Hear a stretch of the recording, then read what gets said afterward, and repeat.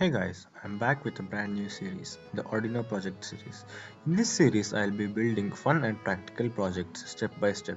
And today we are starting off with something really cool, the Laser Tripwire Alarm.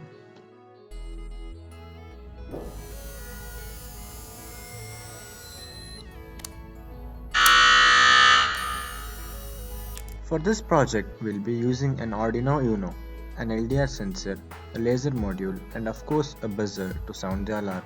It's a simple setup, but trust me, the results are impressive. And of course, here's the Arduino code that makes this whole thing work. It's a simple logic. If the LDR detects the laser light, nothing happens. But if the light is blocked, the Arduino immediately triggers the buzzer. I'll drop the full code in the description so you can try it yourself.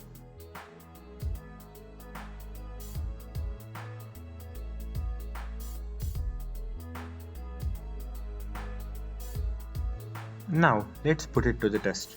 Watch closely. The moment the laser beam is interrupted, the buzzer goes off instantly. Pretty awesome, right?